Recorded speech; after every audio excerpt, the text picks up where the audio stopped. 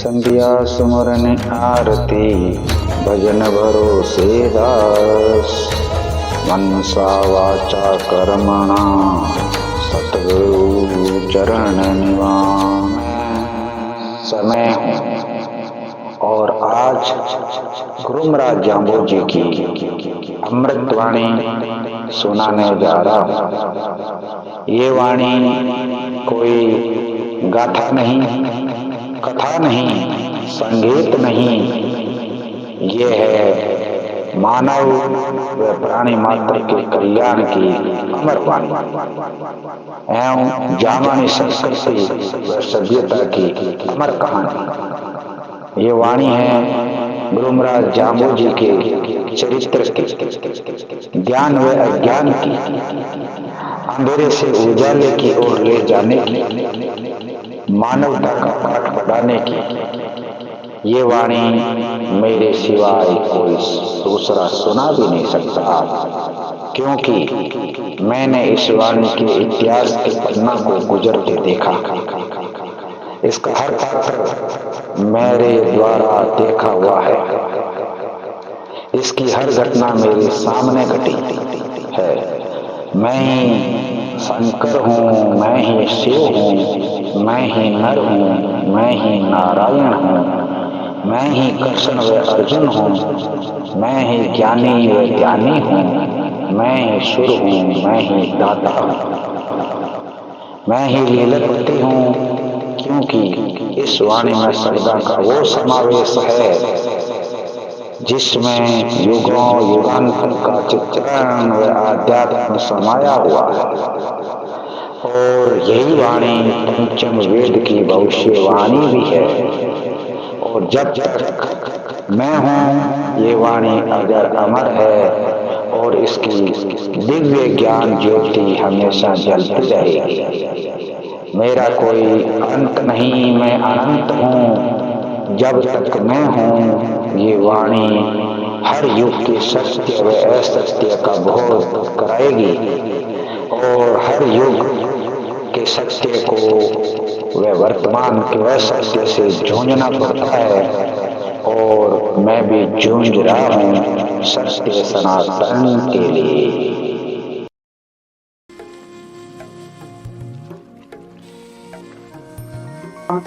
वैष्णव समाज जागृति मंच संस्था के इस लाइव दिव्य दर्शन में आप सभी का स्वागत एवं अभिनंदन। और आज हम करेंगे गुरु महाराज की अमृतवाणी का 51 और 52 दो अध्याय है।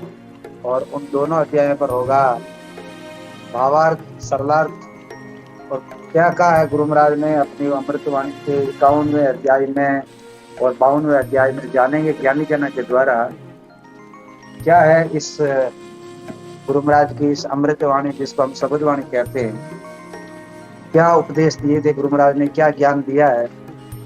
इन्हीं को सभी को जानने के लिए आप बने रहिएगा हमारे साथ में अंत तक और जानिएगा गुरु महाराज की अमृतवाणी का 51वां अध्याय और 52वां अध्याय क्या कह रहा है, क्या सिखा रहा है और हम क्या जान पाए हैं, कितना समझ पाए हैं।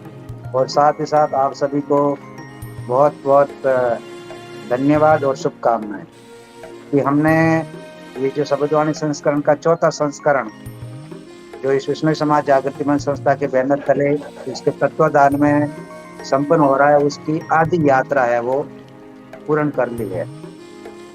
यानी 90 दिन का ये पूरा शब्दवाणी संस्करण 4 जो है वो 90 दिन का है। तो उसमें से आधी यात्रा है वो हमने बड़ी ही धैर्य के साथ में इसको पूर्ण किया है और आधी यात्रा अभी भी बाकी है। तो बने रहिएगा आगे की यात्रा में और जानिएगा गुरु महाराज की अमृतवाणी हमें क्या सिखलाती है। बहुत बहुत धन्यवाद। जुड़ने वाले सभी सदस्य का स्वागत एवं अभिनंदन।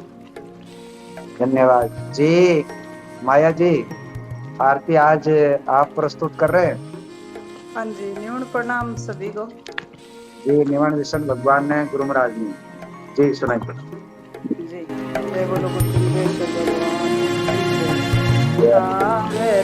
श्री शब्दों की जय। गुरु मुख निस्वरत अमृत बीज।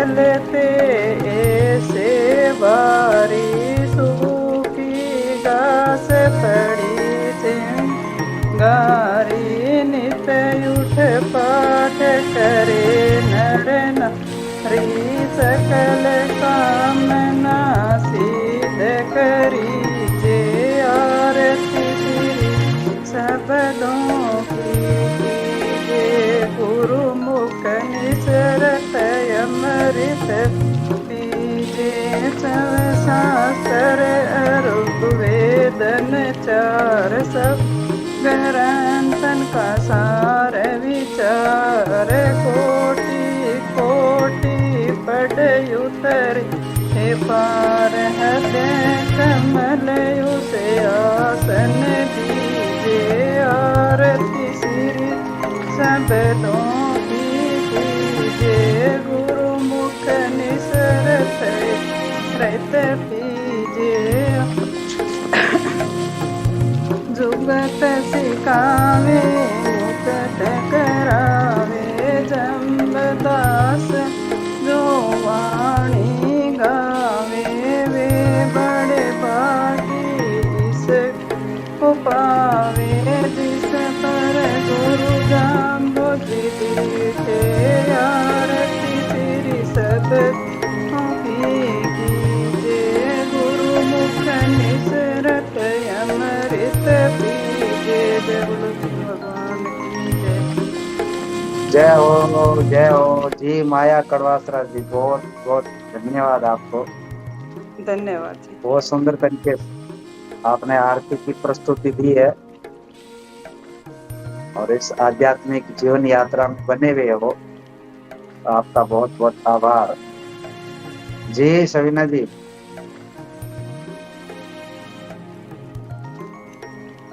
जी बहुत बहुत धन्यवाद आपको भी। निमन प्रणाम श्रेष्ठ जी और माया जी को भी बहुत बहुत हार्दिक स्वागत और धन्यवाद। बहुत सुंदर आरती करी आज। और आज शब्द नंबर 51 और 52 है, तो आज सुनील जी भी है। तो आज सुनील जी आप भी 51 और 52 नंबर शब्द का उच्चारण करें।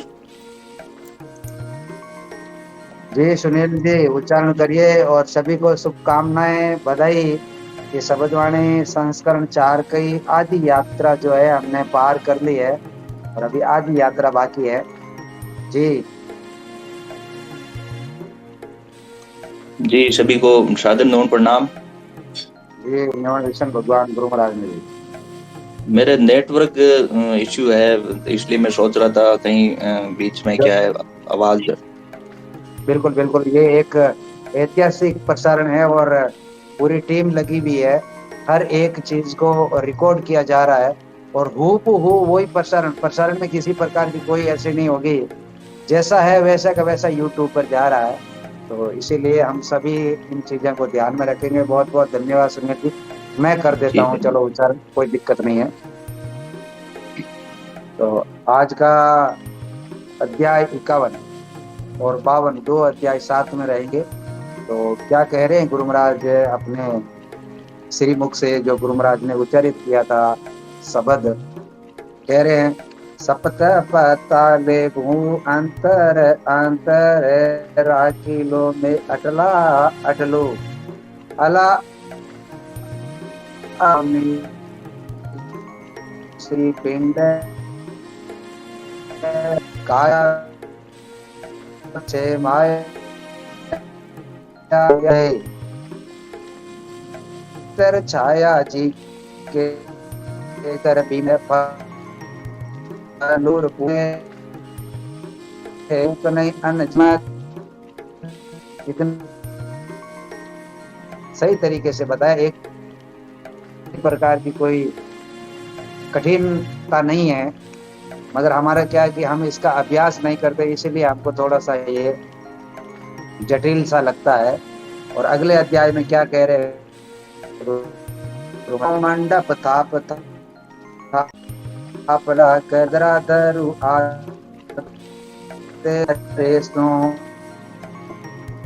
पूर्ण मध्य से नर रहियो ते नरा अडरा डरू ज्ञान खड़ग जत्ता आते कौन होसी हमारा रिपु। बोले विष्णु भगवान की जय, गुरु महाराज की जय।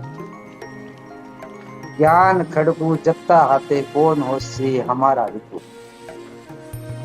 बहुत सुंदर बात है। गुरु महाराज की एक लाइन को, एक सुक्ति को अगर हम समझ लें तो भी हमारा जीवन हम धन्य बना सकते हैं, धन्य बन भी सकता है, तेजस्वी भी बन सकता है। क्योंकि गुरु महाराज की जो वाणी है वो बहुत कुछ जीवन जीने की एक शैली सिखाती है। कहने को हम कहते हैं कि गुरु महाराज की बातें है जो जिया ने जुक्ति और मुआ ने मुक्ति सिखाए। और जब गुरु महाराज की बातें जिया ने जुक्ति और मुआ ने मुक्ति तब सिखाई गई कि जब हम उसको धारण करेंगे, उसके अनुकूल हम अपना आचरण को करेंगे, उसमें ढालेंगे। हम बातें तो करते हैं और नारियल कहीं और जगह पर चढ़ाते हैं, कैसे चलेगा। हमने जामानी संस्कृति सभ्यता को जो है धीरे धीरे धीरे सने सने जो है एक थे में लेकर आ गए, है में नहीं, थे में। क्योंकि गुरु महाराज की बातें अभी हम थे में सोच रहे हैं कि कहा है, गुरु महाराज ने कहा है, ये नहीं है कि कहा भी है और मान भी रहे हैं। जब तक हम किसी की बात को नहीं मानेंगे तो हम धीरे धीरे जो है वो छंटते जा रहे हैं और भी छंटते रहेंगे। क्योंकि गुरु महाराज की वाणी एक सत्य पे आधारित है, उस परमात्मा की ओर जो मानव मात्र का कल्याण करती है।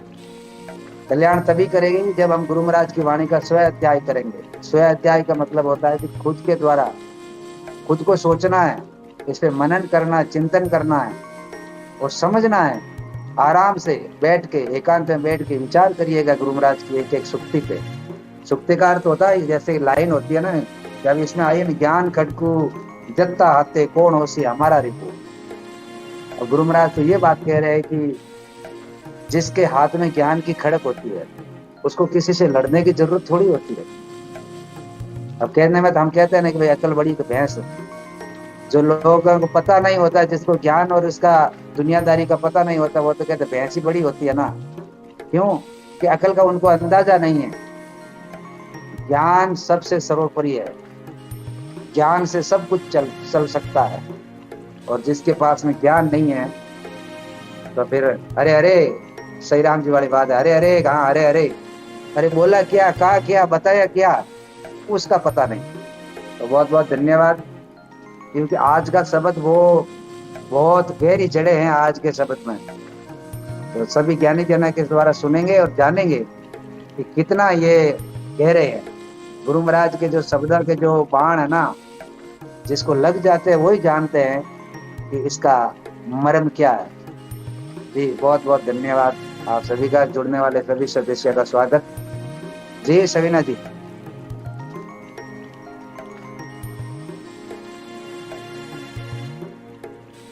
जी सर्वप्रथम आप सभी को मेरा निवन प्रणाम। जी विष्णु भगवान ने, गुरु महाराज ने जी। जी आप तो दोनों शब्द ही बहुत गहराई में ले जाने वाले हैं। और हम तो वो बात है कि अभी तक पहली क्लास में नहीं हुए गुरु महाराज के ज्ञान में। तो गुरु महाराज की ज्ञान की बराबरी तो हम क्या करें, क्या व्याख्या करें, क्या बताएं। लेकिन कुछ प्रयास करते हैं गुरु महाराज की वाणी पर, जो शब्द नंबर 51 पर है।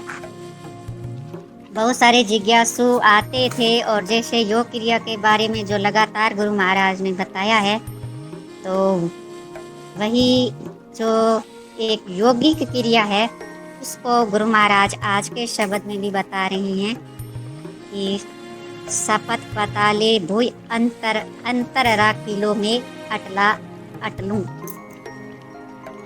अब बात ये है कि गुरु महाराज आज के शब्द में जो बता रहे हैं गहराई इस शब्द की, कि जिस प्रकार से सपत पाताल भूय अंतर, इस शरीर के अंदर भी सपत पाताल है, लेकिन जो ब्रह्मांड में सप्त पाताल है उसमें और इसमें अंतर है। और अंतर यही है कि जैसे ब्रह्मांड में जितने जो अपने पताल होते हैं उनके नाम है, जिस प्रकार से जो अतल वितल सुतल ऐसे नाम है, उसी प्रकार से ही गुरु महाराज कहते हैं इसमें और उसमें बहुत अंतर है।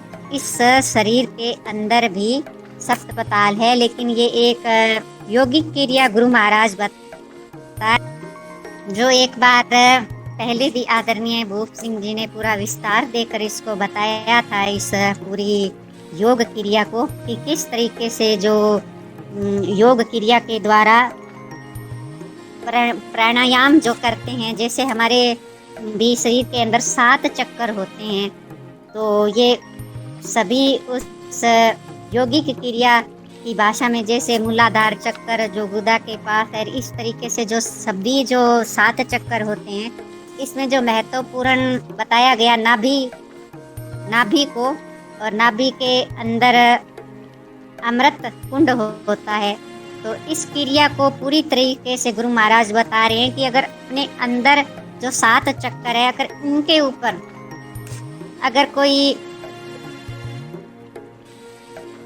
अपने वश में कर लेता है योगिक क्रिया के द्वारा,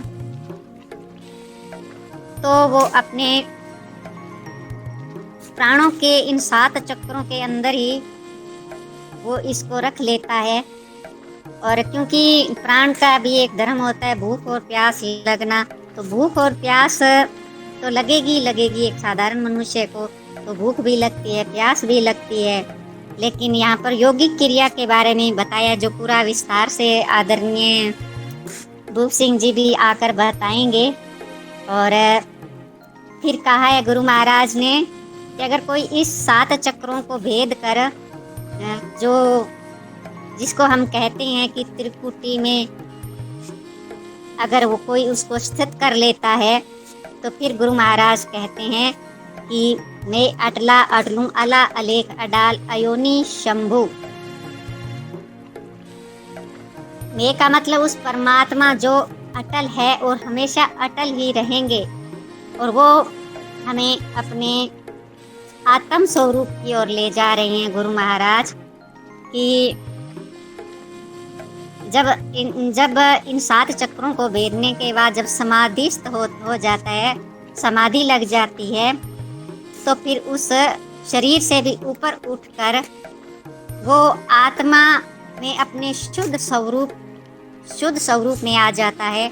फिर उसको अल्लाह है, इसका अंतर शायद तक ये हो सकता है कि उस निराकार परम सत्ता से हो सकता है, अपने स्वरूप में आत्मा में अलेख, जिसको लिखा नहीं जा सकता, जो लेखन में नहीं आ सकता, अडाल, उसकी कोई अडाल या उसकी कोई शाखाएं नहीं है, योनि, जो जन्म मरण से भी न्यारा है, उसकी कोई योनि भी नहीं है, वो किसी योनि में भी नहीं पड़ता, और स्वयंभू, स्वयं अपने आप में वो उसी रूप में ही जब उसकी समाधि लग जाती है, जब उसको वो परम अपने आत्म स्वरूप का जब ज्ञान होता है, तब उसकी वो वहीं पर स्थित हो जाती है, और वही आत्मा का जो शुद्ध स्वरूप होता है, वो आत्मा का शुद्ध स्वरूप उसको प्राप्त हो जाता है। और काया भीतर माया आछे, माया भीतर दया आछे, दया भीतर छाया जिनके, छाया भीतर बिंब फलूं। इस शरीर के भीतर भी माया है, और ये माया और प्रकृति से ये शरीर में के कण कण में ही समाई हुई है, क्योंकि माया से ही यह शरीर अपना बना है। तो उसी शरीर रूपी माया के अंदर हृदय है, और वही जैसे अपने शरीर के भीतर माया है, और माया के भीतर दया आछे, और माया के भीतर उसी हृदय में दया भी है। और जब उस दया के भीतर छाया जिनके, फिर उस दया की छाया पड़ती है, तब कहते हैं कि उसकी ही छाया जो हृदय रूपी अंतकरण में जब पड़ती है, तो वो छाया के रूप में ही एक प्रतिबिंब रूप में आत्मा में विकसित होती है। वही है गुरु महाराज उसका ही कहते हैं कि वो परमात्मा ही है, जो हमारे आत्मा में ही स्थित है, वो प्रतिबिंब के रूप में हमारी आत्मा में रहते हैं। तब गुरु महाराज कहते हैं कि फिर सारी चीज़ों का, इस माया की छाया की सारी चीज़ की जब निवृत्ति भी हो जाती है, क्योंकि जब हम अपने अपने स्वरूप में अपने हंसते हैं, तो इतनी बड़ी गहराई में अगर कोई जाता है तो उसको वो परमात्मा की अपनी आत्मा में अपने स्वरूप की पहचान होती है। और पूर ले पौण, भूख नहीं अन्न जिम्मत पौण। जब इतना सब कुछ, इतना बड़ा जो ज्ञान गुरु महाराज ने दिया है कि जब आत्म स्वरूप से अपना साक्षात्कार होता है, तब हमारा जो माया है और जो छाया है, इसका भेद हमें समझ आ जाता है। फिर गुरु महाराज कहते हैं कि जब अपने आप को जानने से, या फिर इसकी कोई और विधि भी हो सकती है, जिसे गुरु महाराज कहते हैं कि भूख ही नहीं लगती तो फिर अन्न कौन जिमे। बोलो गुरु जमदेश्वर भगवान की जय हो। मुझे पूरा समझ में नहीं आया आदरणीय सुरेश जी आज का शब्द। हाँ, आज शब्द थोड़ा अटलो है ना, अल्लाह अले जी। चलो और कोई हम बात नहीं, अटला हो अटलू जाएगा। रहते नहीं है, और हम अटल नहीं रहते ना, अटला अटलू हम भी नहीं है, तो फिर समझ नहीं आता। आ जाएगा अंतिम तक जुड़े रहिएगा। बहुत सरल से समझ, सरल है ये, सबसे ज्यादा सरल है शब्द तो वो यही है, मगर हम इसको जो भाषा है ना थोड़ी वो है। चलो अगला करिए, मोह मंडप थाप ले। अच्छा, इसी शब्द के बाद ही फिर गुरु महाराज ने उन जिज्ञासुओं को फिर से यही शब्द सुनाया है, मोह मंडप थाप ले राख ले अदरा धर्म। यह भी शब्द बहुत ही उत्तम है। गुरु महाराज ने यही कहा है कि जो इस संसार में मनुष्य अपना मोह जाल बहुत फैलाता है, क्योंकि वो यही उसकी वृत्ति ही ऐसी होती कि वो मोह माया में, इस जाल में फंसता जरूर है, क्योंकि हमेशा से यही है कि यह मेरा है और यह तेरा है, जो मेरा है। क्योंकि इस मोह जाल में वो पड़ता ही पड़ता है और सब कुछ प्राप्त करना चाहता है कि सब कुछ मेरा ही मेरा हो जाए और किसी का हो ना। और जब ये इच्छाएं पूर्ण नहीं होती तो फिर वो दुखी भी हो जाता है। तब गुरु महाराज उनको कहते हैं कि इस मोह के फैलाव को समेट कर मंडप बना ले, राख ले अदरा धर्म। जब अपनी खुद के अंदर की गुरु महाराज कहते हैं कि इन ज्ञानेंद्रियों से आप अपने मन को एक जगह रखो, जिससे आगे शाही कहना चाहते हैं कि जो ये मन है ये बहुत चंचल होता है और इसको वश में किया जा सकता है। लेकिन गुरु महाराज कहते हैं इस मोह माया से अगर तू छूट कर अगर उस परमात्मा में अपना मन लगाएगा तो यह जो विषय वासनाएं जो हम हमेशा इससे दूर हम हो ही नहीं सकते, लेकिन मन को कंट्रोल करने के लिए अपने मन को भी वश में करना पड़ेगा। और यही गुरु महाराज कहते हैं कि यह चंचल मन होता है, ये भी अदर होते हुए भी धैर्यवान और शांत हो जाएगा। आदेश वे सुन। जब इंद्रियों और अपने मन को अगर हम वश में कर लें तो वो अपने आदेशानुसार ही चलेगी। और गुरु महाराज कहते हैं वो वहीं पर ही बैठेगी और शांत भी रहेगी। तो ते नरेश, वह नरेश है, एक नरेश की तरह है, क्योंकि ये हमारी इंद्रिया और मन है, ये मन है, ये राजा है। ते नरेश, ये नरेश है, ये राजा भी है मन अपने आप में। परम पारु, जिसने इस मोह मंडप को एक भवन की तरह अपने अंदर मंडप बना लिया है एक साथ, तो गुरु महाराज कहते हैं कि वही नर श्रेष्ठ है और उसकी महिमा का भी कोई आर पार नहीं है। और रण मध्य से नर रहियो ते नरा अडरा डरूं, ज्ञान खड़गू जत्था हाथी कौन हो इस हमारा रिपू। तो रण मध्य नर रहियो। अब इस संसार रूपी युद्ध मैदान में भी हम जीव हमेशा युद्ध करते ही रहते हैं, तो इस रण क्षेत्र में जब मोह माया ही हट जाती है, दूर हो जाते हैं, तो गुरु महाराज यही कहते हैं कि ऐसे लोग ही, ऐसे नर ही है जो किसी से न डरते हैं और न किसी को डराते हैं। तो गुरु कहते हैं कि जब मोह पर अपने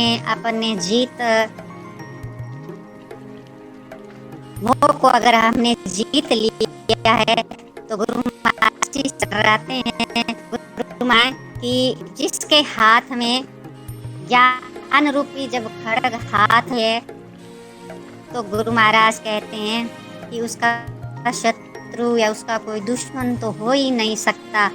तो यही बात आया भीतर बिंब फलो, वो जो शक्ति है, जो परम तत्व है के रूप में है, और वो है कहाँ? हमारे अंदर ही है। और कहाँ है? जी, हर जगह सही पर है। बात। वो तो सही। बात करे क्या, वो तो और अटल ही रहेगा। सही बात है, ये तो सही बात है। ऐसे ही तो है कि हम शब्दवाणी अध्ययन करते हैं, और जब सही बात है, आदरणीय भूप सिंह जी भी बहुत का पूरा असली अर्थ ही यहीं से बताया। नहीं तो अपन तो अपने आत्म स्वरूप से नहीं जुड़ना, कम से कम इतना तो जाने। अब धीरे धीरे और भी इस संस्था में और भी अच्छे तरीके से जानेंगे। जी धन्यवाद जी। सुमन जी प्रोफेसर हिसाब से है या हमारे में ही रहती हूँ मैं हमेशा। कल तो आज आई हैं। ये बिल्कुल सर्वप्रथम जो शब्दवाणी हो रही थी उस समय इनका बहुत ज्यादा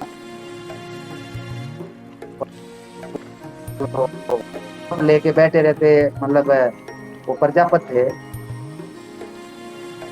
और बात किया, जब पहली बार शब्दवाणी हो रही थी बड़े चाव से सभी इसका श्रवण कर रहे थे। तो सुमन जी से भी आग्रह रहेगा कि वो भी सीट रिक्वेस्ट भेजे और आपको आशीर्वचन से लाभान्वित करें, क्योंकि ये जो संस्था है आप सभी के सानिध्य से चल रही है। और आज से करीब 2-2.5 साल पहले मंथन कर रहे थे, तो हम भी आज चौथा संस्करण इसको पूर्ण करने की ओर जा रहे हैं। तो हमने बहुत कुछ इस शब्दवाणी के ज्ञान से अपने आप को बहुत कुछ बदला है और एक हल्कापन महसूस कर रहे हैं। तो बहुत बहुत धन्यवाद सुमन जी। जुड़ते हैं, तब तक हम आगे ज्ञानी जनों से भाव और विचार ले रहे हैं। जी सुनीता जी।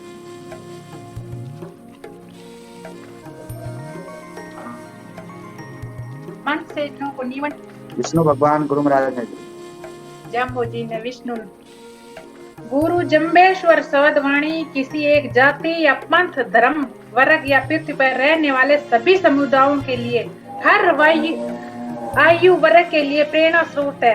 जरूरत है इसी बात की कि हम गुरु जम्बेश्वर जी की ज्ञान लौकिक भक्ति व कर्म प्रदान योगी मार्गी और शब्दवाणी के आश्चर्य में आए। जागृति मंच पर जरा ठहर कर शांत दिमाग से सुनो और विचार करो कि शब्दवाणी जीवन में एक संगीत है। शब्दवाणी अज्ञानता के अंधकार को दूर करने वाली सुबह की किरण है। होश पूर्वक हम शब्दवाणी का प्रयोग करेंगे तो जीवन में प्रगति पथ पर बढ़ते ही जाएंगे। जमदेव जी कहते हैं कि मैंने तो अपने प्राणों को इन 7 चक्रों के अंदर ही रख लिया है। अमृत का पान करते हैं, इसलिए मैं शिथिर होकर यहाँ बैठा हुआ हूँ। मुझे अन्न की आवश्यकता नहीं है। फिर भूख प्यास लगना, अश्वमेध जल की अन्न की मांग करेगा, किंतु प्राणों को जीत करते शीत हो जाने पर फिर शरीर से ऊपर उठकर यह आत्मा अपने शुद्ध स्वरूप शिष्ट हो जाती है। यही आत्मा का शुद्ध स्वरूप है। उसी प्रकार रूप माया के अंदर हृदय है। इसी शरीर के अंदर ही हृदय में माया की छाया से ढका हुआ है। कुछ नहीं है इस दुनिया में, सब मोह माया, सब रिश्ते नाते झूठे, सब पराई है। अकेले आए हैं अकेले जाएंगे, फिर माया के बंधन से छूट नहीं पाते हैं। माया में फंसकर रोज लड़ते झगड़ते हैं, हमारा वो हमारा सब कहते रहते हैं। न जाने एक दिन आंख बंद कर अकेले ही चले जाएंगे। थोड़ी देर सहम कर सोचो, हम शब्दवाणी से नजदीकी बनाए रखोगे की संगति करोगे तो धीरे धीरे मन जीवन में सत्संगति का बड़ा आभूषण बताया है। संत शक्ति मनुष्य निखारने का कार्य करता है। सत्संगति से आत्मा की शुद्धि होती है, आत्मा कभी नहीं मरती है, अमर रहती है। जमदेव जी कहते हैं कि इस मोह के फैलाव की ओर समेट कर मंडप बना लो, एक जगह परमात्मा ही मोह को एक तुम्हारे लिए भवन बन जाएगा, जो तुम्हें सहारा भी देगा। उसी दिव्य मोह भवन के 5 ज्ञान इंद्रिया सहित मन को शिथिल करो। जब तुम्हारा मोह परमात्मा विषयक हो जाएगा, उसी प्रेम पे यह मन में लीन होकर शिथिल हो जाओगे। जब मोह का हो जाएगा, परमात्मा की छत्र छाया से विश्राम मिलने लग जाएगा। वह चंचल में अधर होते हुए भी धैर्य आपके आदेश अनुसार चलेगी। बैठोगे, शांत रहोगे, इंद्रियों का मन का राजा है। वही व्यक्ति श्रेष्ठ है जिसकी महिमा का कोई आर पार नहीं है। वही व्यक्ति पूजनीय होता है, जीवन को सफल बना लेता है। मोह को जीत करके सदप्रयोग में लगातार रूपी युद्ध के मैदान में संघर्ष करेगा, हुआ भी उससे बाहर हो जाता है। संसार में जीवन यापन करता हुआ दुखों से दूर रहता है। ऐसे व्यक्ति ना तो किसी से डरते हैं, ना किसी को डराते हैं। ज्ञान रूपी खड़ग हाथ में ले लो, सीधी खड़ग हाथ में हो गया। बोलो विष्णु भगवान की जय। ओ जय हो सुनीता जी, क्या बात की वाणी है और क्या आपकी खोज है। इतने जो एक तत्व ज्ञान से भरे आपके सारे शब्द है, एक माला बनाई आपने इन तत्व ज्ञान की। धन्य है आप, और मैं तो बार बार आपको धन्यवाद देता हूँ उस को तो जैसी आप जैसी प्रतिभा को जन्म दिया। एक मात्र शक्ति होते हुए भी इतनी आध्यात्मिक और इतनी आपकी आध्यात्मिक की ओर आपकी बहुत पवित्र और नेक है। बहुत बहुत धन्यवाद सुनीता जी आपका। आपकी ये वाणी और आपकी ये बात हाँ नजीर बनेगी। लोग विचार करेंगे आपकी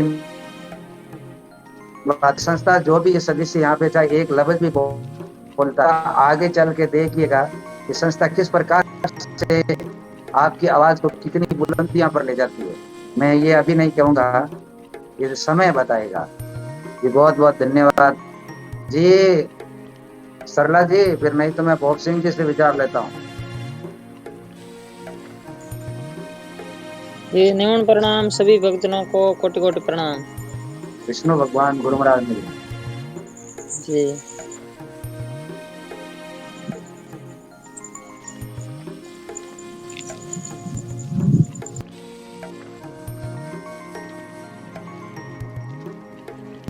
आगे लीजिए भाव भूप सिंह जी से। मेरा तो ये सोने दिन दिया वही भाव है। बिल्कुल बिल्कुल जानते हैं हम, भोग सिंह जी से लेते हैं। बहुत ही बढ़िया आराम से शांति से इसका श्रवण करते हैं। जितनी सहजता से हम गुरु महाराज की वाणी को स्वीकारेंगे और समझने का जितना सहजता से हम समझने का प्रयास करेंगे उतना ही आनंद है। जी बहुत बहुत धन्यवाद सरला जी आपका। जी भोग सिंह जी स्वागत है जी आपका।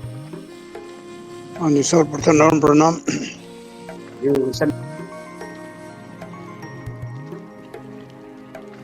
जी कृपया अपनी सीट लूंगा। जी सुमन जी ने, ये होती है एक महानता। जी जी भोग सिंह जी शुरू करिए। हाँ जी, इस शब्द के अंदर गुरु महाराज हमारे को ये समझाना चाहते हैं कि जो हमारा जो शरीर है ये इसी के अंदर जो आत्म स्वरूप एक बैठा है जिसको हम मैं कहते हैं। मैं दो है इसके अंदर। एक जो नाम रूप है अपना होने का, जो नाम रूप रहित है, वो एक जो अपने आप का आपा जिसको कहते हैं, जिसको निस्वरूप कहते हैं, जिसको निजानंद कहते हैं, वो इसी शरीर के अंदर है, इस काया के ओले। वो ब्रह्म इस काया के ओट में है। तो वो ब्रह्म काया के ओले, काया बिना ब्रह्म के बोले। तो अगर ये काया ही नहीं होगी तो ब्रह्म बोलेगा क्या, कौन बताएगा? मरे हुए आदमी क्या बोलते हैं हमारे को, उसकी परख करो, वही है तुम्हारा असली स्वरूप। ये शरीर तो हाड़ मास का एक है, ये तो पानी से हवा से चलने वाला एक यंत्र है, इससे तो कुछ फर्क नहीं पड़ता। ये तो इसको जितना आप नहाओगे धोओगे तो ये इससे कोई फर्क नहीं पड़ता। वो आत्मबोध जो होना है वो उस बोध स्वरूप से होना है। जब तक अपने स्वरूप को नहीं परखोगे, नहीं जानोगे, तो ये आवागमन संसार के में इसी तरह मृत्यु लोक में आना जाना जारी रहेगा। इसलिए उसकी परख जब तक तुम्हारी नहीं होती, तो इसलिए सारा काम अधूरा ही है।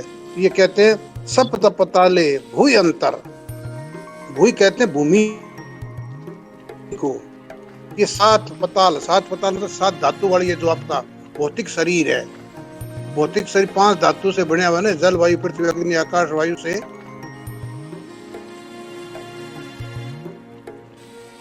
इसके 7 धातु है, ये 7 धातुओं से बना हुआ है। ये वो नहीं है रसातल तलातल तलातल वसातल, जो भी वो इसको नाम लेते हैं हम ब्रह्मांड के जो है, उसके जिक्र नहीं है यहाँ। इस शरीर के 7 धातु है। ये 7 शरीर 7 धातुओं से बना हुआ है। इसमें रोम, चमड़ी, मांस, मज्जा, रक्त, हड्डी और वीर्य वगैरह, ये जो 7 धातु है, इससे ये एक संयुक्त संघात है इस शरीर का। जो वो परमात्म सत्ता छुपी बैठी है, उसकी परख करनी है। वो इस शरीर से हो सकती है। अगर ये शरीर नहीं हो तो वो भी नहीं हो सकती। तो चाहे सत्ता कहीं पड़ी रहो, उसकी कोई वो हमें परख नहीं आ सकती। इस शरीर के बगैर उसको नहीं जाने जा सकता, उसके बगैर इस शरीर की परख नहीं हो सकती। शरीर को एक यंत्र की तरह इसको प्रयोग करना है। तो शरीर को भी यंत्र अगर वो जानता है तो वो अच्छी तरह प्रयोग करके अपने सुचारू रूप से इसको चला सकता है। तो कहे सप्त पताले भूय, ये जो भूमि है आपकी शरीर रूपी भूमि, ये 7 धातुओं की बनी हुई है। लाइट भी में थोड़ा अंदर जाना पड़ेगा। चलो एक मिनट, सॉरी। हाँ, कोई बात।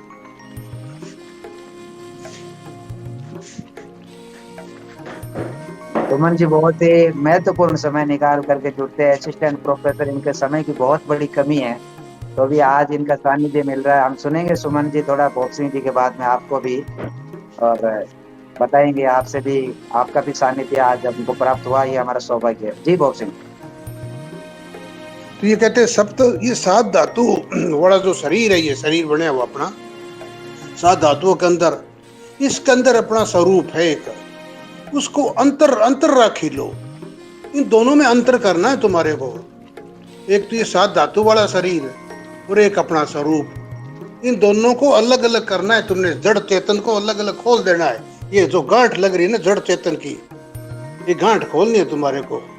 जब तक ये गांठ नहीं खुलोगी जड़ चेतन की, तो उस तत्व की प्राप्ति नहीं हो सकती। परमात्म प्राप्त तत्व कहते हैं। इसको अंतर राखी लो, इसका अंतर रखना है, इसको अंतर समझना है। जब तक ये समझ नहीं आएगा, दोनों को आप अलग अलग नहीं करोगे। खीर नीर वाली बात है ये। इस तरह वो पानी से, हंस कहते हैं, वो दूध पी लेता है, पानी को छोड़ देता है। तो इसी तरह तुम्हारे को इसको खीर है, वो लेनी है, इसके अंदर से पानी को पीछे छोड़ना है। ये परख करनी है तुम्हारे को। अंतर राख लो। और मैं अटला अटलू, मैं जो कहता है वो जो मैं है, इसके अंदर ऐसी जो मैं है, जो नाम रूप रहित अपने होने की खबर, वो भी होशपूर्वक जो मैं है इसके अंदर, वो अटल है। अटला अटलू, वो तुम हटाना चाहो तो भी नहीं हट सकती। तुम अपने आप को कहो तू मेरे से दूर हट जा, मैं तेरे को नहीं चाहता, तो भी नहीं हट सकता। वो इतना अटल है, वो तुम्हारे चाहने से भी नहीं हट सकता। इतना तुम्हारा साथी, पक्का साथी है क्या वो? तो फिर उसकी परख करनी चाहिए। मैं अटला अटलू, फिर वो है कैसा? अला, वो अज्ञेय है, उसको जान ही नहीं सकते। अला है, उसकी कोई सीमा नहीं, अनंत है वो। अला, अलेख, वो लिखने पढ़ने में नहीं आता, कहीं उसकी वो नहीं हो सकती। अलेख, अड्डा, टुकड़े नहीं हो सकते, भाई तू इधर हो जा, मैं तू इधर हो जा, ऐसा भी नहीं हो सकता। अला, अलेख, अडाल, अयोनी, वो ना जन्मता है ना मरता है, वो परमानेंट है, अजर अमर अविनाशी है। अला, अलेख, अडाल, अयोनी, शंभु, वो खुद ही है, वो खुद ही है। वो परमात्म सत्ता जो ऊपर की वाली जो जिसको कहते हैं, उसका ये अंश है, उससे ये भिन्न नहीं है। वो ही अटल है तो ये भी अटल है, या तो उसी को अटल ना मानो तो ये भी अटल नहीं है, वो अटल है तो ये भी अटल है, उसी तरह है ये कहते हैं। अल्लाह, अलेख, अडाल, अयोनी, शंभु, पवनधारी पिंड तल्लू। बाकी ये जो शरीर जो अपना ये जो पंचतत्व भौतिक शरीर है, ये तो पवन से चलने वाला है और जल पर आधारित है। ये दो चीजें ना होती शरीर नहीं चल सकता। अन्न बिना हंसा उड़ चले, जल बिना तजे प्राण। अन्न नहीं मिलता तो ये इसका हंस है उड़ जाता है, और पानी ना मिले तो ये प्राण नहीं रह सकते इसके अंदर, क्यों? प्राणी के अंदर ऑक्सीजन होती है ना, वो जरूरी है इसके अंदर। जब ऑक्सीजन हमारे तल रूप अंदर जाती है तो सारे शरीर के अंदर रोम रोम में रस जाती है, जिससे शरीर का संचालन होता है। इसी तरह अन्न जो है वो इसका हंस को बनाने वाला, भूख को तृष्णा को शांत करने वाला है। जिस तरह मशीनरी के अंदर डीजल और पानी दोनों डालते हैं ना, इसी तरह वो एक अन्न और पानी दोनों चाहिए इस मशीन को चलाने के लिए कहते हैं। तो पवन आधारी पिंड जलू, ये तो पिंड जल एक पिंड है, एक सिर्फ यंत्र है जो पानी और हवा से चलने वाला है। ये कुछ नहीं, ये जड़ है। तुमने इसके अंदर जो चेतन है उसको चेतनता को परखना है। तुमने जो इसके अंदर जानने वाला है, जो साक्षी है, साक्षी भाव रखता है, उसकी परख करनी है। तो कहते काया भीतर माया। अच्छा, यहाँ फिर बात शुरू करते हैं आगे। इसी काया के अंदर, इसी के काया के ओट में जो ब्रह्म बैठा है, उसके ब्रह्म के कहते हैं वो काया भीतर माया। माया का मतलब मन, इसके अंदर ही वो मन है, कोई यंत्र नहीं है वो, ना कोई अंग प्रत्यंग है उसका, मन है वो। मन अपनी मन की चलाता है वो। काया भीतर माया, अच्छे माया भीतर दया। उस माया के अंदर फिर विषय है, वो विषय फिर अपना खेल खेलते। दया का मतलब दया, उसको वो अपनी विषय दया भाव जो भी है वो भी आता है, इसका मतलब होता है। परंतु वो विषय, विषय कौन से हैं? शब्द, स्पर्श, रूप, रस, गंध। ये मन उनके आधारित चलता है, ये उसकी खुराक है मन की, उसके अंदर है वो विषय। और विषयों के अंदर क्या है? आगे कहते हैं दया भीतर छाया जी के। फिर उसके अंदर भाव है उन विषयों से। जैसा जैसा विषयों का भाव होता है वैसा वैसा वो मन उनके साथ जुड़ के काम करता है, खिलवाड़ करता है, अपनी मन मर्जी चलाता है वो। उसके अंदर उसके भाव पैदा होते हैं। कहते हैं दया भीतर छाया, छाया भीतर बिंब फलू। और उस भावों से फिर कहता है बिंब का एक रूप ले लेता है। ये बिंब बन के वो अपने आप रूप स्थापित हो जाता है। और उसके फल पत्ते वो छाया, जिस तरह पेड़ की बीज के अंदर पेड़ की पत्ते भी होते हैं, फूल भी होते हैं, डालियां वो भी होते हैं, फूल पत्ते फल भी होते हैं, छाया भी साथ होती है बीज के अंदर।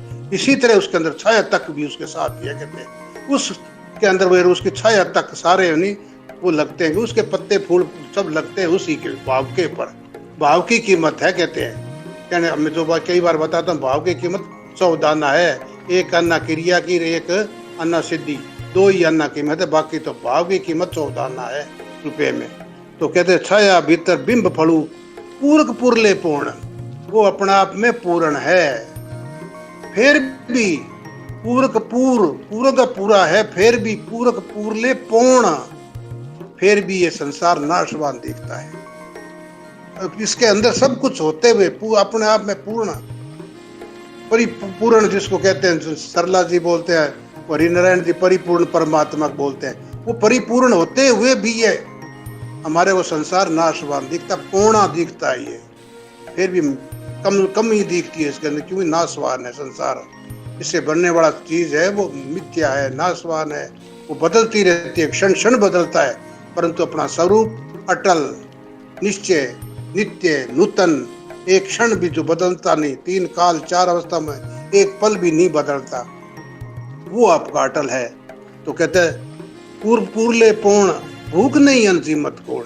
इस स्वरूप को कोई भूख नहीं लगती, भूख लगती है शरीर को, जिसे कहते हैं पिंड जलू, जो है ना पिंड, जो उसको भूख और वो प्यास लगती है। इस स्वरूप को कोई भूख नहीं लगती। इसी की तरह तो कहते हैं गुरु महाराज को कोई वो भूख नहीं लगती थी, वो खाना नहीं खाते थे। शरीर को तो भूख भी लगती थी, प्यास भी लगती थी।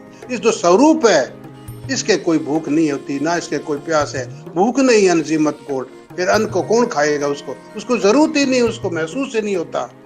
जिसने अपने स्वरूप की परख कर ली वो इन चीजों की चिंता नहीं करता, वो इससे परे होकर अपने आप में परिपूर्ण हो जाता है, वो सत्य परमात्मा की जानकारी कर लेता है। धन्यवाद जी। इस शब्द का तो कुछ ऐसा भाव था मेरे द्वारा, जो जैसा समझाया गया वो ऐसा। फिर इसी अगले 52 के शब्द के अंदर इसी की व्याख्या को और विस्तार देते हैं गुरु महाराज के, मुंह मंडप थाप ले, जो तेरे ने ये मुंह का एक टेंट लगा रखा है ना, इसको बखेर दे, इसको उखाड़ फेंक।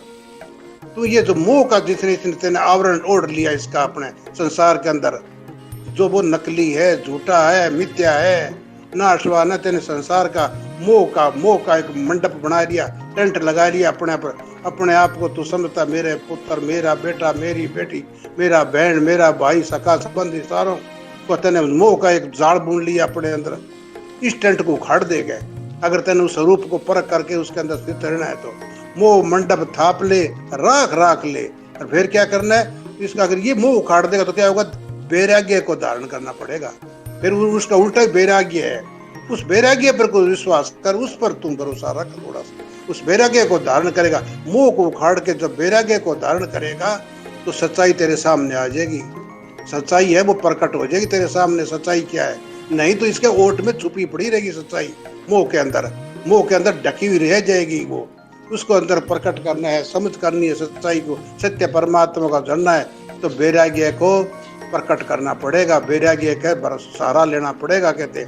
और फिर कहते हैं अधरा धरू आदेश वेसू, गुरु की जो शिक्षा दीक्षा है उसके अनुसार तू चलेगा तो सत्य की जानकारी तेरे को हो जाएगी। गुरु ने यही तो शिक्षा दीक्षा देती है। गुरु यही तो बताता है कि हमारे अपने स्वरूप की जानकारी करो। तू उसके आदेश पर चलेगा, उसकी शिक्षा पर चलेगा, उसका अनुसरण करेगा तो फिर तू सत्य की जानकारी तेरे को हो जाएगी। आदेश वेसू, तू उसके आदेशों को वैसा का वैसा मानेगा जिस तरह गुरु कहता है तो तुम उसको सत्य को धारण कर लेगा, सत्य को जान लेगा। ते नरेशु, वही नरेश बढ़ जाएगा। फिर तुम जब राजा बढ़ेगा, अपने आप का राजा तू जब स्वामी कहलाएगा, नहीं तो अपना स्वामी नहीं कहे। ते नरेशु, और वो अपने ये जो ज्ञान है अपरंपार है, इस समझ तो अपरंपार है। और फिर कहते हैं रणमत, संसार का जो संग्राम जिसके अंदर तू है, इसके अंदर अपने आप के अंदर राग द्वेष ईर्ष्या नफरत, इसकी लड़ाइयों से जो तू लड़ता रहा है, इसके अंदर नर बन के रहना है। इनके अंदर लिपायमान नहीं होना, इसके अंदर तू अपने लंपट नहीं होना, इनसे अपने स्वरूप की परख करके इनके अंदर तेरे को नहीं रहना। इसलिए तू इस नर बन के रहना है। ते नरा डरू, फिर उसको मृत्यु का जो डर है वो भाग जाता है, खत्म हो जाता है। उससे कोई फिर मृत्यु क्या डराएगी? उसको पता है मृत्यु तो एक दिन आनी है, आएगी, शरीर को आएगी, स्वरूप को तो आएगी नहीं। तो किसका डर रहेगा उसको? जब इसे ज्ञान हो जाता है तो यह डर भी खत्म हो जाता है। ते नरा डरू होती है एक तो ये ज्ञान जिसने समझ लिया, ये ज्ञान रूपी तलवार जिसके हाथ में आ गई तो उसका कोई बेरी हो नहीं सकता, ना उसको कोई मार सकता, ना उसको कोई काट सकता। उसको समझ आती है अपने स्वरूप की तो वो अपने आप में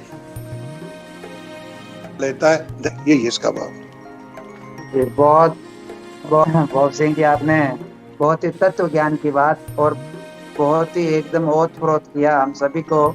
और आज हमारे बीच में बहुत ही महत्वाकांक्षी और एक विदुषी बीच में परिचय के साथ में सुमन जी से मैं हाँ जी गुरुजी, मैं आदमपुर से ही हूँ। हाँ, तो वो अपने सुभाष की लड़की हो गई, श्री राम नारायण खिच्चर। एक सुभाष की भी लड़की, उसका नाम सुमन है ना? अच्छा, हाँ ठीक है। रामनारायण खिरी क्यों वो फिर तो वो समझ गया मैं। हाँ। ये संच के सर्वप्रथम जो शब्दवाणी शुरू हो गई थी उस समय इनका बहुत बड़ा योगदान था। हमारे गांव की ही और है, हमारी बेटी है, एक ही बात है। हाँ, तो इन बहुत उस समय बहुत पहली बार जब शब्दवाणी पब्लिक डोमेन में आई थी तो 250-300 लोग जुड़ते थे। इतना कसम क्योंकि ऐसा कि कोई पर विवश था कि शब्दवाणी का प्रकार से हो रहा है, इतने इतने लोगों के बीच में हो रहा है तो बहुत सारे लोग सुनने की बहुत जिज्ञासा थी। 1 मिनट के लिए लोग हटते नहीं थे, मगर सच्चाई सच्चाई रहती है। अब आजकल तो अपनी इच्छाएं पूर्ण करने के लिए अपना जहां पर भी टाइम देते ही है। तो आज सुमन जी पुनः हमारे बीच आए क्योंकि इनकी समय की बहुत बड़ी कीमत है संस्था परिवार में। निवन प्रणाम सुरेश जी और जितने भी हैं सबको निवन प्रणाम। जी विष्णु भगवान गुरु महाराज जी और आदरणीय भूप सिंह या गुरु जी को भी भाई नमन प्रणाम, इतना चरण वंदन करती हूँ कि इतना सुंदर ज्ञान देते। ये जो शब्द पहले थोड़ा अलग था वो उसका अलग ही अर्थ करके ऐसा अर्थ करते कि हृदय में बैठ जाता है सारा। लगता है कि भाई इससे अच्छा कोई अर्थ कर ही नहीं सकता। तो मैं अगर कहूँ कि मैं इस पे कर दूँ, आदि ने किया है जो अर्थ, उससे आगे मैं तो कुछ कर ही नहीं सकती सुरेश जी। मैं तो भी यूं है कि थोड़ा बहुत पढ़ लेती हूँ और एक कोशिश करती हूँ कि जैसे गुरु जी बताते हैं, भूप सिंह जी बताते हैं कि भाई अपने वास्तविक रूप में तो ये लड़ाई हर दिन अपने साथ चलती है। जैसे गुरु महाराज ने कहा है कि रण मध्य जे न रहियो, कि अपने भीतर एक युद्ध निरंतर चलता है कि क्या करना है। कभी मोह में आ गए, कभी कुछ भाई ये सारा दिन लड़ाई चलती ही चलती है। भाई अपने भीतर संयम बनाते हुए जितना हम रख पाए, जितना गुरु महाराज के जो आदेश है, जो उन्होंने मर्यादा दी है, जो संयम की एक रेखा हमें दी है, भाई उस पर चल पाए ना तो जीवन बहुत छोटा है, इतना बड़ा नहीं है कि आप कह दे कि बहुत कुछ कर लेंगे। ऐसा नहीं, संयम रखते हुए अगर आप रोज एक ये मान के चले कि एक जीवन है वो, तो ही हम पाएंगे। गुरु महाराज ने जैसे अभी गुरु जी ने बताया था कि परमात्मा को पाने के लिए शरीर की बहुत बड़ी जरूरत है, कि बिना शरीर के उस परमात्मा को, उस परम तत्व को पहचाना नहीं जा सकता। इसीलिए इस शरीर को रतन काया कहा। इसे शरीर की अपने मन नियंत्रण रखना, संयम रखना, अपने ज्ञान संयम रखना, कर्मेंद्रियों पर संयम रखना, हर दिन अपने साथ एक युद्ध करते। भाई वाणी भी कब बोलनी है, कितनी बोलनी है, क्या सुनना है, कितना सुनना है,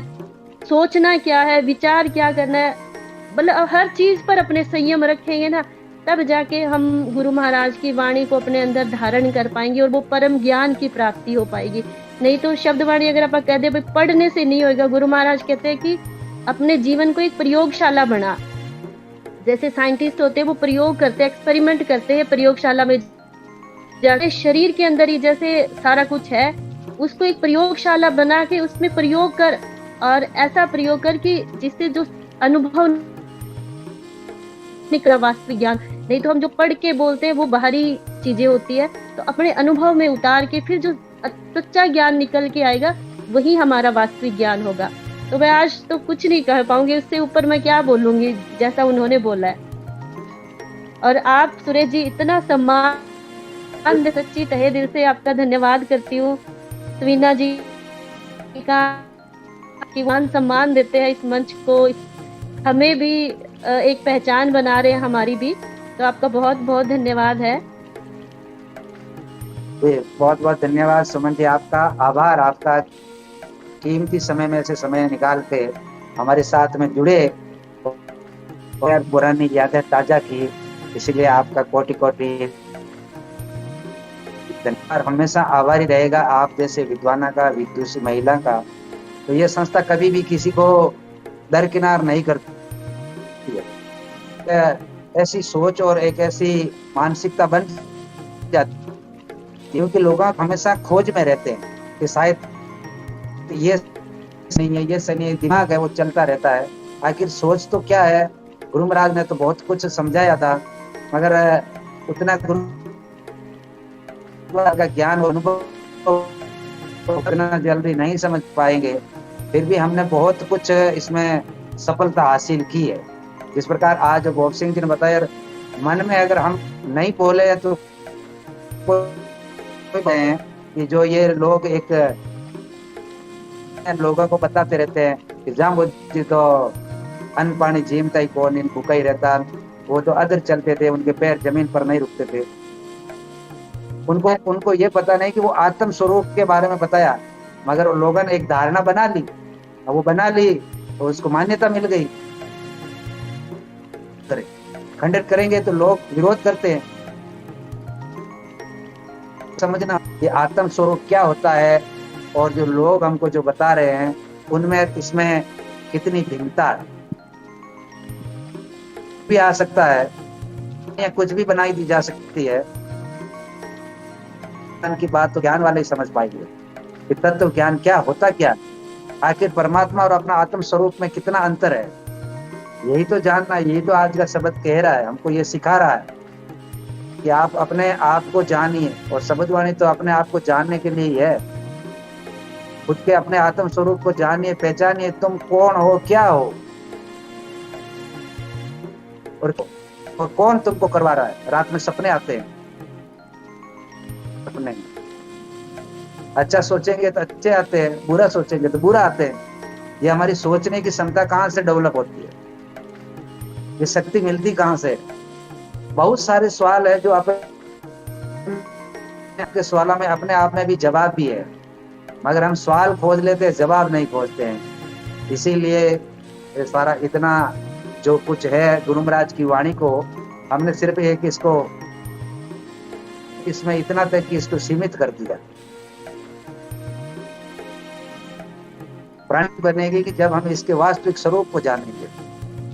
बहुत बहुत धन्यवाद, आप सभी जुड़े और आनंद उठाया आज के इस ज्ञान यज्ञ का, और आपने सभी ने अपनी अपनी आहुतियां दी। तो ये संस्था आपका जो योगदान है 101 सदस्य का, हमेशा हमेशा के लिए ये रिकॉर्ड हो रहा है, और आपका दिया हुआ योगदान, आप इसमें यज्ञ में शामिल हुए हो, ये ज्ञान का यज्ञ है। तो आपका ये जो रिकॉर्ड है आपके वीडियो के माध्यम से यूट्यूब पे हमेशा हमेशा के लिए नजीर बन जाएगा। आने वाला समय देखेगा कि किस वक्त, जो पहले जो चर्चाएं हुई थी उसमें हमने इतना, हमारे पास में संसाधन नहीं थे, हम इतने सक्षम भी नहीं थे कि हम गुरु महाराज की वाणी को और जो ज्ञानी जना का जो इतना बड़ा योगदान है, इतनी मेहनत है, वो कर सके। मगर अभी हमने वो सारे सुविधाएं जुटाई है कैसे भी करके, और ये आपकी जो है आवाज और ज्यादा बुलंद होगी आने वाले समय के लिए। बहुत बहुत धन्यवाद जी। प्रेम जी, निवन प्रणाम करता हूँ सभी मातृ शक्ति को, प्रबुद्ध जनों को, ज्ञानी जनों को। विष्णु भगवान गुरु महाराज। बहुत बढ़िया आज के शब्द 51 अध्याय और 52 में हमने सभी सुना। बहुत अच्छी अच्छी बातें अल्लाह की, इन रहित की, चेतन अवस्था की, और भी बहुत सी, मोह मंडल थाप ले, मतलब सभी ज्ञान चैतन्य अवस्था की बात। हम हमेशा विचार में रहते हैं कि प्रश्न पूछें, लेकिन अपने आप से उत्तर नहीं पूछते। यह उत्तर जब अपन ने पूछ लिया तो प्रश्न पैदा है। उत्तरों को खोजना है, उत्तरों के साथ चलना। प्रश्न उत्तर बहुत होते रहे, समय की अपनी गति है, तो मैं माफी चाहूंगा। सुबह अपन जुड़ते हैं, सुबह 1 घंटा दोनों शब्दों के इस श्रेष्ठ कार्य और मंथन करेंगे, चिंतन करेंगे। गुरुजी ने बहुत अच्छी अच्छी बातें बताई, और इसमें और उत्तर खोजेंगे, और खोजेंगे, उत्तर में उत्तर खोजेंगे। सुमन बहन ने बहुत अच्छा कहा कि इनके आगे मैं क्या बोलूं। हालांकि भिलौना तो सब हुई गो है, सुमन बहन भी, क्योंकि बहुत अच्छी अच्छी बातें हुई। निवन प्रणाम जी। तो अब नीचे लिख रहे हैं समय भी हो गया है। तो गुरु महाराज कहते हैं नहीं कि गुरुमुख मुर्खा चढ़े न पवन, मनमुख मुर्खा भार उठावे। मतलब अर्थात मनमुखी तरीके से तो हम कुछ भी बना देते हैं। हाथी को गाडरियो भी बना देते हैं। मन से बनाने में क्या लगता है, बोला और बन गया और लोगों ने मान लिया। तो गुरु महाराज ने गुरुमुखी होने की बातें बताई, नहीं कि मनमुखी होकर किसी प्रकार से किसी को चलाना या हाँकना या किसी पर राज स्थापित करना। ये बातें गुरु महाराज ने नहीं बताई। शब्दवाणी के अध्याय हमको ये सिखलाते हैं कि हमको मनमुखी बातें, काल्पनिक, एकदम कल्पना करके बनाई हुई बातों पर विश्वास नहीं करना है। गुरु महाराज कितनी कितनी बातें बताएंगे। ये तो जैसे जैसे हम शब्दवाणी में होते जाएंगे, गोते लगाते रहेंगे, उतने ही ज्यादा हमको आनंदित करती रहेगी। बहुत बहुत धन्यवाद सभी का। और कल करेंगे गुरु महाराज की अमृतवाणी का ठीक 8 बजे। बहुत ही सुंदर शब्द, गुरु हीरा बनजे लेम लेवा लेव, गुरु ने दोष न देना, पौना पानी जमी में वो बाहर 18 पर्वत रेव। जो गुरु होते हैं, सच्चे गुरु होते हैं, जो परम तत्व की बात बताते हैं, वो तो हीरे ही बांट रहे हैं। अब लेने वाले लेंगे। हर किसी के बस में नहीं है कि वो हीरे लूट ले। राम नाम की लूट है, लूट। ये राम नाम की लूट है, परमात्मा के नाम की, जो ऐसी संगत हम सबको मिलती है। तो बहुत बहुत धन्यवाद आप सभी का। आप सभी जुड़े, 8 बजे फिर जुड़ेंगे हम। और तब तक के लिए मैं आप सभी से अपनी टीम के साथ में लेता हूँ विदा। तो आप जुड़िएगा और सुनिएगा। 45 दिन की अभी यात्रा, हमारी आधी यात्रा अभी बाकी है, चौथे संस्करण की। और उसके बाद में जो होगा विचार करेंगे। ये एक ऐतिहासिक जीवन यात्रा है हमारी शब्दवाणी के साथ में, एक आध्यात्मिक जीवन यात्रा है। यानी विष्णु समाज जागृति मंच संस्था करती है कम समय में उपयोगी बातें और अलग नवाचार लेकर आती है। हर बात में नवाचार होता है। गाए हुए गीत विष्णु समाज जागृति मंच संस्था कभी नहीं गाएगी। धन्यवाद ज्ञानी जना का, सुखी जना का, विदुषी महिला का। कल फिर मिलेंगे, तब तक के लिए मैं लेता हूँ आपका सेवक सुरेश कुमार इजाजत। शुभ रात्रि, धन्यवाद। जय जम्बेश्वर, विशन विशन विशन।